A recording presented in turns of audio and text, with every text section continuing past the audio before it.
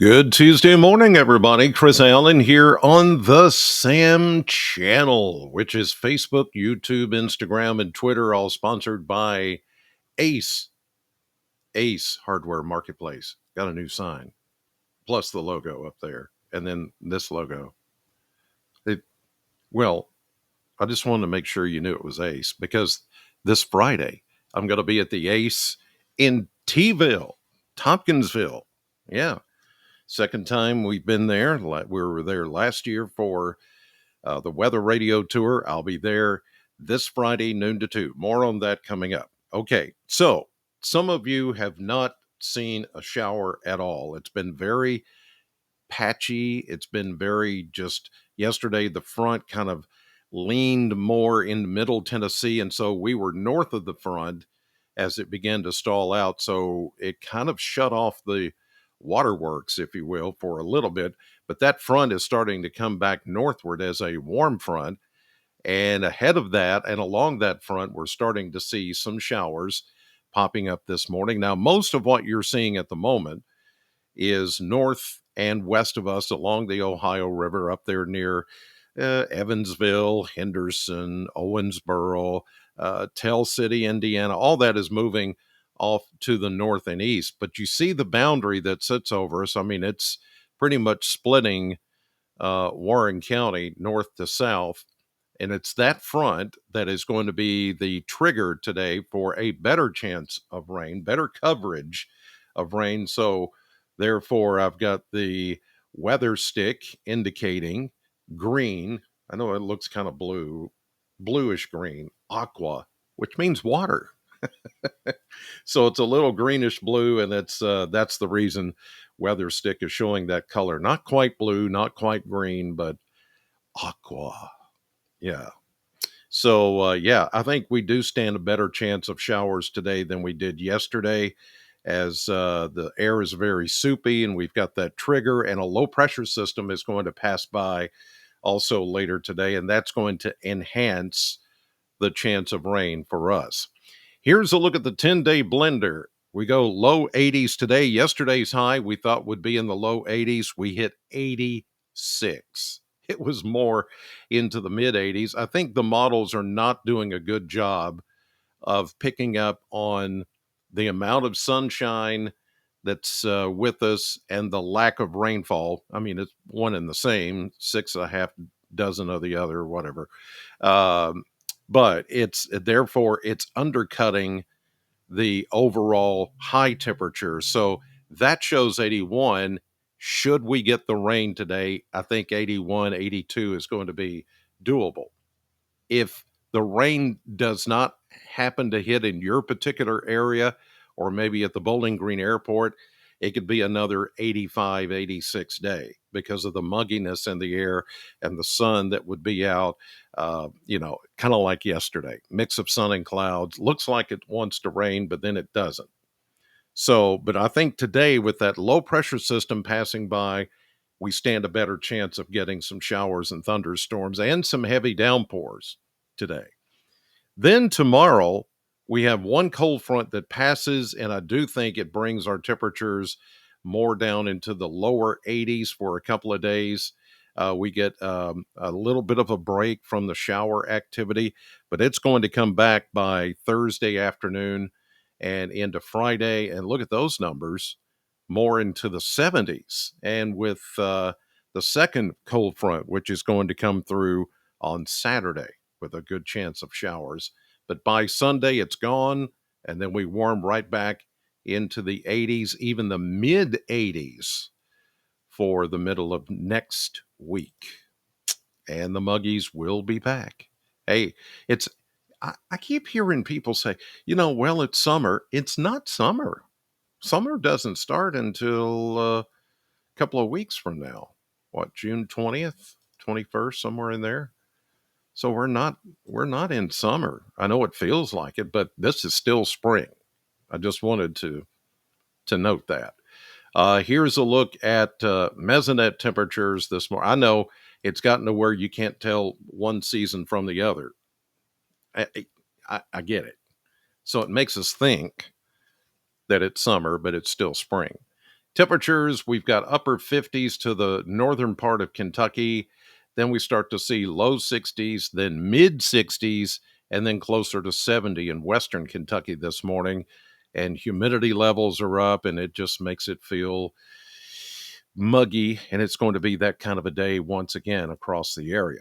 Okay, let's take a look at the model map and the timing of the shower activity that is forecast to move in. Yesterday, we just kind of missed it all because it was just one of those days where the moisture was there, the triggers were there, but nothing really materialized. So today is going to be different in the that we've got a low pressure, a surface low pressure system, not a very strong one, but it's sitting right about there over the Boot Hill of Missouri this morning. The moisture flow that we have is coming up off the Atlantic and, of course, off of the Gulf of Mexico. So we've got plenty of moisture, plenty of the mugginess in the air, the thickness to the air that you can wear. And when the sun comes out, it really feels that way. So let's go through time here and show you how the showers look to get going this morning. Here's the low. Here is the front, kind of a warm front that's going to move back through Kentucky, and then we've got the cold front, which is actually back to the west. So we've got everything set up perfectly for this system to come on through and bring us the showers. Looks like it's going to be around noontime and in through the afternoon. Look at all that right there. I mean, that's indicating some hefty downpours. And there is a small severe weather threat, but it's mostly along and east of 65. I'll show you that in a minute. Right along the Cumberland Parkway, the Cumberland Plateau, Lake Cumberland, Dale Hollow Lake areas, you stand more of a chance of getting some rough thunderstorms this afternoon simply because you're going to have more daytime heating, more sun. And so, therefore, more instability. But some of these are just going to be heavy rainers with thunder and lightning. As we get into the late afternoon, you can see that thing. Boy, look at that little curve on there. There also may be some damaging winds coming in on the backside of this thing. The winds for a change, have been something we haven't had to deal with a lot of lately. But I think as this low pushes through and with the cold front, there will be some downdraft winds pushing those rains and making it very hard to see. I mean, we're talking those kind of gully washer type thunderstorms that don't necessarily produce severe weather, but we cannot completely rule out severe weather or even maybe a brief spin up. But that would be more likely in the southeastern part of Kentucky as we get into late afternoon and this evening. And then everything begins to clear out as we get into Wednesday. We get that break that I was telling you about as a little bit more stable air moves in, less in the way of humidity. The dew points go down, and it just starts to feel nice for Wednesday into Thursday. And then we see another system developing out here in the plains, which is going to be the next system that's going to hit us probably Thursday night into Friday, the way it looks right now. Okay, let's take a look now at what we're going to see as far as that severe weather threat. And again, it's not one of those threats that I'm looking at and going, oh, wow, this is going to be a big deal. It may be a bigger deal from, say, let's call it Adair County, Russell County, maybe down toward Clinton County, then over toward I-75, London, Corbin, Williamsburg, as you see there, and then on over to the far southeastern corner of Kentucky. That's where there's a level 3 enhanced risk for severe weather.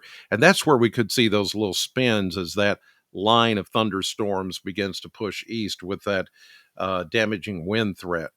From Bowling Green to that point, it is a level 2 slight risk for this afternoon. And then behind it, you get your level 1 marginal and then just general thunderstorms. So everybody in southern Kentucky is under a risk, either 1, 2, or 3. But the further east you go is where the better factors and the better dynamics are going to be for that severe weather threat.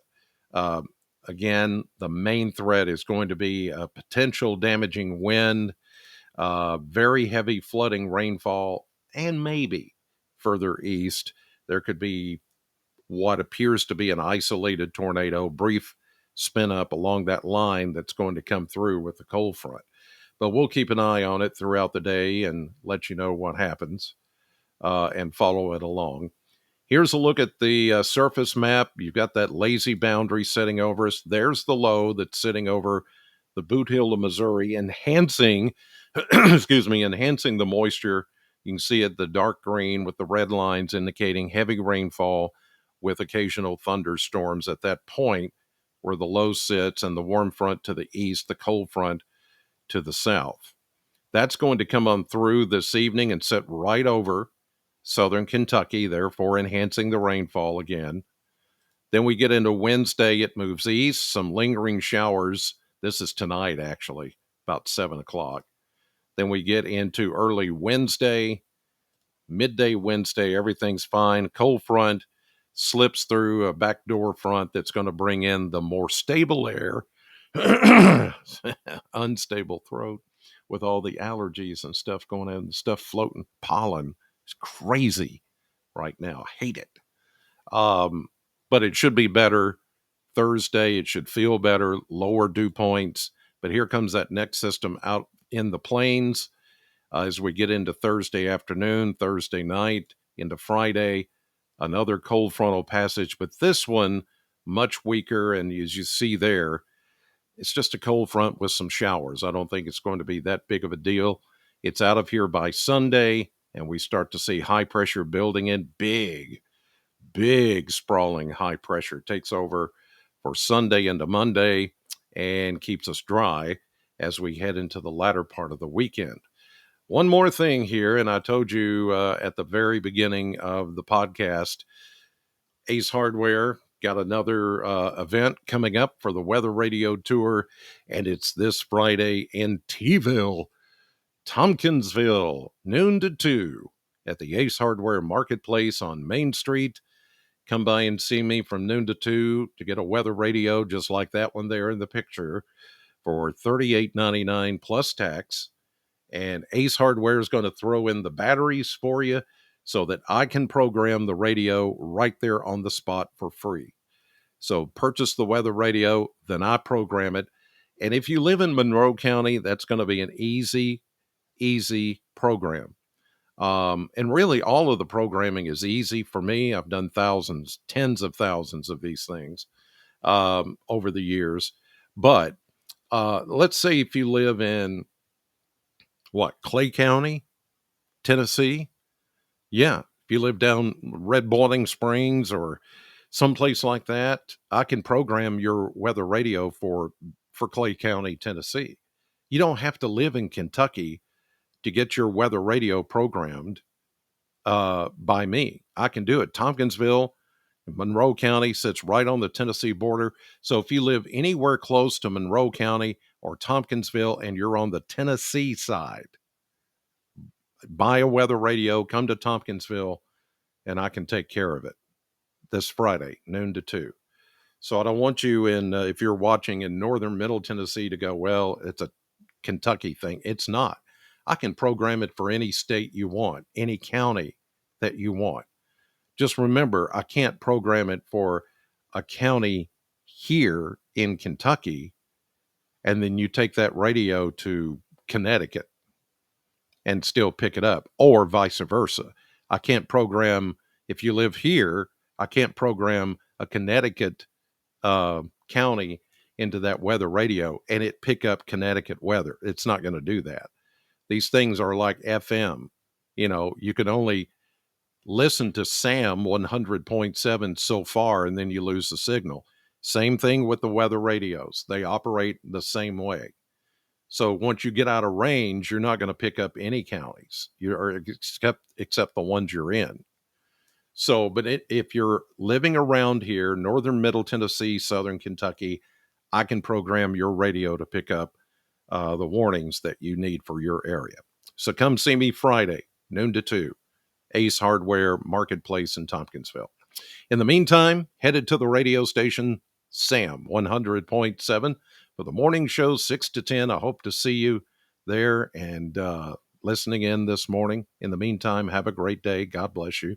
And I will see you on the radio.